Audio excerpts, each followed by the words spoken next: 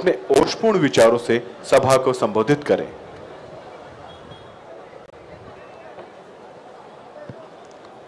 अंदरिकी नमस्कारम। వేదికపైనటువంటి పెద్దలు, కేంద్ర బొగ్గు గనుల శాఖ మంత్రులు గౌరవనీయులు శ్రీ జి కిషన్ రెడ్డి గారికి, రాజ్యసభ సభ్యులు డాక్టర్ కె లక్ష్మణ్ గారికి, స్థానిక పార్లమెంట్ సభ్యులు శ్రీ ఈటల రాజేందర్ గారికి, CISF director general Shri R S గారికి, CRPF director general Shri Aneesh Dayal Singh గారికి, కేంద్ర సాంస్కృతిక శాఖ జాయింట్ సెక్రటరీ ఉమా నండూర్ గారికి, ఈ కార్యక్రమానికి విచ్చేసిన ప్రతి ఒక్కరికి తెలంగాణ ప్రజలందరూ కూడా పేరు పేరున తెలంగాణ విమోచన దినోత్సవ శుభాకాంక్షలు. నా ప్రియమైన అక్క చెల్లెలు, అన్నదమ్ములు, పెద్దలందరికీ తెలంగాణ స్వాతంత్ర్య దినోత్సవ శుభాకాంక్షలు. చిన్నప్పుడు స్కూల్లో స్వాతంత్ర దినోత్సవం అంటే 15th ఆగస్ట్, 15 ఆగస్ట్, గణతంత్ర దినోత్సవం అంటే 26 జనవరి. కానీ అంతేగాని అసలు తెలంగాణకు స్వాతంత్రం వచ్చింది 17th సెప్టెంబర్. అందుకే ఇవాళ మనందరి పండుగ రోజు. గత ప్రభుత్వాలు చరిత్రను వక్రీకరించకపోతే సెప్టెంబర్ 17 కూడా మనకు పండుగ చేసుకుంటాం మనమందరం కూడా. కానీ అసలు నిజాలను భూస్థాపితం చేశారు, అబద్ధపు కల్పితాలను చరిత్రం చేశారు. భారతదేశానికి 1947 ఆగస్టు 15 స్వాతంత్రం లభిస్తే 399 రోజుల తర్వాత అంటే 1948 సెప్టెంబర్ 17న నిజాం నిరంకుశ పాలన నుండి తెలంగాణ ప్రజలకు విముక్తి లభించిన రోజు. భారతదేశంలో హైదరాబాద్ సంస్థానం విలీనమైన రోజు. తెలంగాణకు స్వాతంత్రం వచ్చి ఇవాళకి సరిగ్గా 76 ఏళ్ళు. 1947 15 ఆగస్టున దేశానికి స్వాతంత్రం వచ్చినా తెలంగాణకు ఎందుకు రాలేదు? నిజాం పాలనలో తెలంగాణ ప్రజల పరిస్థితి ఏ విధంగా ఉండేదని ఎవరన్నా చెప్పగలరా? రజాకర్ల రాక్షస పాలన నుండి తెలంగాణకు విముక్తి కల్పించేందుకు జరిగిన పోరాటాలు ఏంటియో అసలు మనకు తెలుసా? కొట్లాడి ప్రాణాలొడ్డి తెచ్చుకున్న నాటి తెలంగాణ స్వాతంత్ర పోరాట ఫలాలు నేటికి అందుతున్నాయా లేదా? ఇవేవి మనకు తెలియకుండా కుట్ర చేసిన విషయం వాస్తవం. ఈ వాస్తవాల చరిత్రను కళ్ళకు కట్టినట్టు చూపాలనే ఉద్దేశంతో ఎన్నో కష్టాలు పడి ఎన్నో కష్టాలైనా అన్నిటినీ భరించి రజాకర్ సినిమా తీసినటువంటి గూడూరు నారాయణ రెడ్డి గారికి ఈ సందర్భంగా నా ప్రత్యేక అభినందనలు తెలియజేస్తున్నా. భావి తరాలకు నిజాలు తెలవాలనే ఉద్దేశంతో కేంద్ర ప్రభుత్వం ఆధ్వర్యంలో 3 ఏళ్ల నుంచి తెలంగాణ విమోచన దినోత్సవాలను జరుపుకుంటున్నాం. ఈ అవకాశాన్ని కల్పించిన మన ప్రియతమ నేత దేశ ప్రధాని గౌరవనీయులు శ్రీ నరేంద్ర మోడీ గారికి, కేంద్ర హోంశాఖ మంత్రులు శ్రీ అమిత్ షా గారికి తెలంగాణ ప్రజల పక్షాన హృదయపూర్వక కృతజ్ఞతలు తెలియజేస్తున్నా.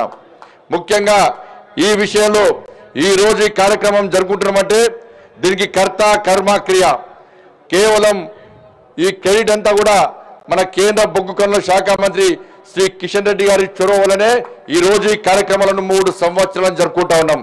ఆ రోజు నరేంద్ర మోడీ గారు అమిత్ షా గారితో సమావేశం జరిగినప్పుడు నేను రాష్ట్ర అధ్యక్షుడిగా ఉన్నప్పుడు ప్రత్యేకంగా కిషన్ రెడ్డి గారు మోడీ గారితో అమిత్ షా గారితో మాట్లాడి, సార్ తెలంగాణలో జరుగుతున్నది వాస్తవ చరిత్రను తెరమరు చేస్తున్నారు పాలకులందరూ కూడా. కాబట్టి నిజమైన చరిత్ర సమాజానికి వివరించాలంటే మనం కార్యక్రమం నిర్వహించాలని చెప్పి కిషన్ రెడ్డి గారు కోరిన వెంటనే గౌరవ ప్రధానమంత్రి గారు హోంశాఖ మంత్రి గారు వెంటనే స్పందించి ఈ కార్యక్రమం నిర్వహించడానికి అనుమతించింది వాస్తవం.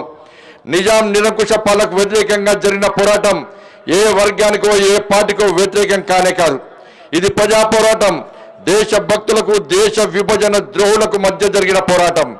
భూమి కోసం భుక్తి కోసమే కాదు, తెలంగాణ ప్రజల బానిస సంఖ్యలను తెంచి స్వేచ్ఛా వాయులు పీల్చుకునేందుకు జరిగిన పోరాటం.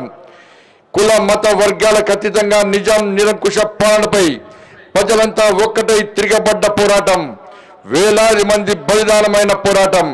మా ఆడబిడ్డలు రోకలి బండలు కారం పొడులు పట్టుకొని రజాకర్లను తరిమి కొట్టిన పోరాటం. అటువంటి ఆనాటి తెలంగాణ పోరాటాలను త్యాగాలను తెలంగాణ తెగువను నేటి తరానికి తెలియజేసేందుకే తెలంగాణ విమోచన దినోత్సవాన్ని జరుపుకుంటున్నాం. నిజాం నిరంకుశ పాలనలో రజాకర్ల అకృత్యాలను తలుచుకుంటే ఇప్పటికీ నా రక్తం సలసల మరుగుతుంది. నా తెలంగాణ ఆడబిడ్డలపై జరిగిన మానభంగాలు బట్టలిప్పించి మా అక్కాచెలను నగ్నంగా బతుకమ్మ ఆడించిన ఘటనలు ఇలా తెలంగాణ సమాజం మర్చిపోదు. పరకాలలో 1500 మంది జాతీయ జెండానెత్తికి ఎగిరేసినందుకు జలియన్ వాలాబాగ్ తరహాలో కాల్పులు జరిపిన దుర్మార్గపు సంఘటనను మనం మర్చిపోతామా? బైరాన్పల్లి, గుండ్రాన్పల్లి, 1000 ఊడల మర్రిలో రజాకర్ల దురాగతను ఎన్నటికీ మర్చిపోం. కొమరం భీం, రామ్జీ గోండ్, బూర్గుల రామకృష్ణారావు, కొండా లక్ష్మణ్ బాపూజీ, చాకలి ఐలమ్మ, నారాయణరావు పటేల్, ఆరుట్ల దళిత మహిళ ముత్తమ చేసిన పోరాటాలను ఎన్నటికీ మర్చిపోం. ఇలా చెప్పుకుంటూ పోతే తెలంగాణలో ప్రతి గ్రామానికి రజాకర్లపై పోరాడిన చరిత్ర ఉంది. ఈ మట్టిలో, ఈ గాలిలో, ప్రతి నీటి చుక్కలో బానిసత్వానికి, నిరంకుశత్వానికి, రాజరికానికి ఎర్రెడ్డి పోరాడి గెలిచిన స్ఫూర్తి ఉందన్న విషయం వాస్తవం. అందుకే నా తెలంగాణ పోరాటాల పురిటిగడ్డ. ఈ గడ్డ మీద పుట్టినందుకు గర్వపడాలి. తెలంగాణ స్వాతంత్రోద్యమంలో ఆర్య సమాజ్, హిందూ మహాసభ వంటి ఎన్నో సంస్థలు పనిచేసిన విషయం వాస్తవం. ఈ తరం ఉస్మానియా యూనివర్సిటీలో జై తెలంగాణ నినాదాలను చూసింది. ఆ తరం యూనివర్సిటీ క్యాంపస్ లో మిన్నంటిన వందే మాతరం నినాదాలతో గర్జించింది. ఆనాడు సర్దార్ వల్లభాయ్ పటేల్ లేకపోతే తెలంగాణకు అంతర్జల్దీ విముక్తి లభించేది కాదన్నది నగ్న సత్యం. నిజాం రాజు అంతరుడు, రజాకర్ల నాయకుడు కాసిం రజ్వీ, అదే ఇప్పటి ఎంఐఎం పార్టీ తెలంగాణను పాకిస్తాన్ లో కలపమని లేకుంటే స్వతంత్ర రాజ్యంగా ఉండాలని ప్లాన్ చేసిండు. 562 సంస్థానాలను భారతదేశంలో విలీనం చేసిన సర్దార్ పటేల్ తెలంగాణకు స్వాతంత్రం రాకుండా నిజాం చేతిలో బందీగా ఉండే భారతమాత కడుపులో క్యాన్సర్ గడ్డ ఉన్నట్లేదని గుర్తించి హైదరాబాద్ సంస్థానాన్ని పాకిస్తాన్ లో విలీనం చేయాలని కుట్రను భగ్నం చేసిన విషయం వాస్తవం. దేశాన్ని ఐక్యం చేసే నినాదంతో ఆపరేషన్ పోలో పేరుతో పోలీస్ యాక్షన్ స్టార్ట్ చేసి కేఎం మున్షి నేతృత్వంలో సర్దార్ పటేల్ ఆదేశాలతో నిర్వహించిన ఆపరేషన్ తో రక్తం చుక్క చిందకుండా నిజాం మెడలు వంచి తెలంగాణ స్వాతంత్రాన్ని సిద్ధింపజేసిండు. 800 ఏళ్లు విదేశీయుల పాలనలో ఒంటిండా గాయాల పాలై రక్త సిక్తమైన తల్లడిల్లిన నా తల్లి భారత మాతకు ఆపరేషన్ చేసి పునర్వైభవం కల్పించిన సర్దార్ పటేల్ నిజమైన దేశభక్తుడు. ఆయన మనందరికీ ఎప్పటికీ ఆరాధ్యుడే. ఇంత చరిత్ర ఉంటే దురదృష్టవశాత్తు రాష్ట్రంలోని పాలకులు ఎవరు కూడా ఇప్పటి వరకు అధికారికంగా తెలంగాణ విమోచన దినోత్సవాన్ని నిర్వహించకపోవడం బాధాకరం. తెలంగాణ విమోచన దినోత్సవాన్ని అధికారికంగా జరపాలని చెప్పి ఈ గడ్డపై కొన్నేళ్లుగా ప్రజలు కోరుతున్నారు, పోరాడుతున్నారు, లాఠీ దెబ్బలు తిన్నారు, కేసులు భరించరు, జైళ్ల పాలయ్యారు. అయినా సరే ఓటు బ్యాంకు రాజకీయాల కోసం ఈ రాష్ట్రాన్ని పాలించిన ఏ ప్రభుత్వం విమోచన దినోత్సవాన్ని నిర్వహించలేదు. తెలంగాణ విమోచన దినోత్సవాన్ని అధికారికంగా నిర్వహించాలని చెప్పి మొట్టమొదటి తెరపైకి తీసుకొచ్చిన వ్యక్తి శ్రీ సిహెచ్ విద్యాసాగర్ గారి ఉద్యమ స్ఫూర్తిని ఈ సందర్భంగా మరువలేం. తెలంగాణ విమోచన దినోత్సవాన్ని నిర్వహించకపోవడం అంటే నాటి సమర యోధుల త్యాగాలను, బలిదానం అవమానించడమే. తెలంగాణ ప్రజలంతా రజాకర్లను తరిమి కొడితే నేడు కొన్ని పార్టీలు రజాకర్ల వారసుల మెప్పు పొందడానికి తెలంగాణ విమోచన దినోత్సవాన్ని నిర్వహించకుండా చరిత్రను తెరమరుగు చేస్తున్నారు. మేము మాట్లాడితే కొంతమంది మతం రంగు మూడుతారు, మతాల చిచ్చు పెట్టే ప్రయత్నం చేస్తారు. మేము సామాన్య ముస్లిం ప్రజలకు ఎన్నడూ వ్యతిరేకం కాదు. ఒక్క విషయం గుర్తుంచుకోవాలి, ముస్లింలంతా రజాకర్లు కాదు. తెలంగాణ విముక్తి కోసం షేక్ బందగి, షోయబుల్లా ఖాన్ వంటి ముస్లింలు నిజాం నిరంకుశ పాలనకు వ్యతిరేకంగా పోరాడి ప్రాణాలు వదిలిన సంగతిని గుర్తుంచుకోవాల్సిన అవసరం ఉంది. హైదరాబాద్ సంస్థానాన్ని భారతదేశం నుండి వేధించి ప్రత్యేక దేశంగా మార్చాలని సాధ్యం కాని పక్షంలో పాకిస్తాన్ లో విలీనం చేయాలని చెప్పి నిజాం రాజు కుట్ర చేయడమే కాకుండా ఒకవేళ ఓటింగ్ నిర్వహిస్తే అనుకూలంగా ఓట్లు రావాలనే ఉద్దేశంతో రజాకర్ల సహకారంతో లక్షలాది మంది ముస్లింలను ఇతర ప్రాంతాల నుండి తెలంగాణకు తీసుకురావడంతో పాటు దాదాపు అదే సంఖ్యలో హిందువులు హైదరాబాద్ సంస్థానాన్ని వదిలి వెళ్లే విధంగా ప్లాన్ చేసిన సంగతిని మనం మర్చిపోదు. ఇది నేను చెప్తున్న మాట కాదు. ఇంటిగ్రేషన్ ఆఫ్ ఇండియన్ యూనియన్ అనే పుస్తకంలో బీసీ మీనన్ చెప్పిన మాట, మా అందరి గురువు ప్రొఫెసర్ శేషగిరిరావు గారు రాసిన పొలిటికల్ ఇస్లాం పుస్తకంలోని మాట.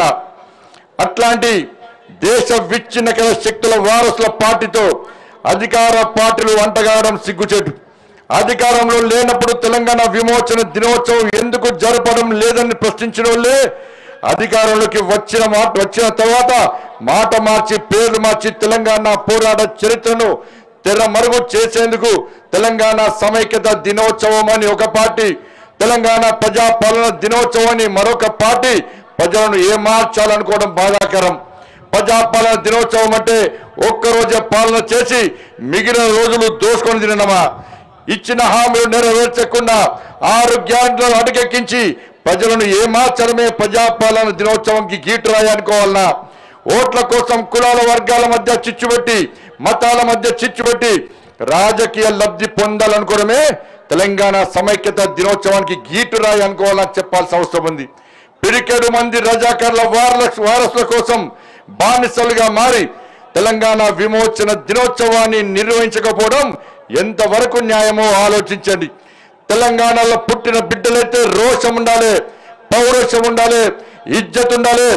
ఇక ఇప్పుడైనా మీ మనసులో ఉన్న మలినాన్ని కడిగేసుకోండి.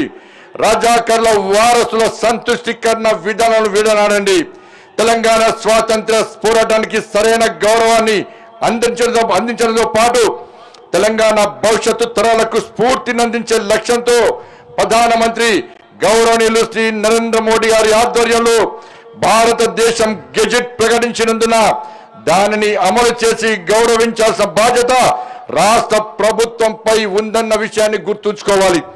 గణతంత్ర దినోత్సవం 15 ఆగస్టు మాదిరిగానే వచ్చే ఏడాది నుంచి 17 సెప్టెంబర్ నాడు తెలంగాణ విమోచన ఉత్సవాలను నిర్వహించాలి. రాష్ట్ర ప్రభుత్వం అధికారికంగా నిర్వహిస్తే కేంద్ర ప్రభుత్వం భాగస్వామ్యం అయ్యేందుకు సిద్ధమని తెలంగాణ విమోచన దినోత్సవం రోజున ప్రకటిస్తున్నాం. ఆఖరికి ఇంకో మాట చెప్తున్న ఈరోజు విశ్వకర్మ జయంతి రోజు. విశ్వకర్మ జయంతి తెలంగాణలోని విశ్వకర్మలందరూ కూడా హృదయపూర్వక శుభాకాంక్షలు. ఈ మహత్తరమైన నేటి రోజు ఇంకొక విశేషం ఉంది. మన ప్రియతమ నేత, లోక్ప్రియ నేత, మనందరి స్ఫూర్తి ప్రదాత అయినటువంటి మన ప్రియతమ ప్రధాని శ్రీ నరేంద్ర మోడీ గారి యొక్క జన్మదినం ఈ రోజు కూడా. వారి వల్ల ఇవాళ దేశ ఆర్థిక వ్యవస్థ ప్రపంచంలోనే 5వ స్థానానికి చేరింది. భారతదేశం సాధిస్తున్న ప్రగతిని లోకమంతా కీర్తిస్తుంది. భారతదేశాన్ని విశ్వగురు స్థానంలో నిలబెట్టేందుకు అహర్నిశలు కృషి చేస్తున్న మహర్షి మన ప్రియతమ నేత నరేంద్ర మోడీ గారు నిండు నూరేళ్లు వర్ధిల్లాలని ఆకాంక్షిస్తున్నా. తెలంగాణ అభివృద్ధికి మోడీ గారి నేతృత్వంలోని కేంద్ర ప్రభుత్వం అందిస్తున్న సహకారం మరువలేనిది. భవిష్యత్తులోనూ ఈ సహకారాన్ని కొనసాగించడానికి కేంద్రం సిద్ధంగా ఉంది. రాజకీయాలను పక్కబెట్టి అందరం కలిసికట్టుగా పనిచేసి రాష్ట్రాన్ని అన్ని విధాలా అభివృద్ధి చేసుకుందాం. అభివృద్ధి ఫలాలను అట్టడుగు వర్గాల ప్రజలకు సైతం అందేలా నిరంతరం పాటుపడదాం. తద్వారా నాటి మన పెద్దలు కలలుగన్న రాష్ట్రాన్ని అందరం కలిసి అభివృద్ధి చేసుకుందాం.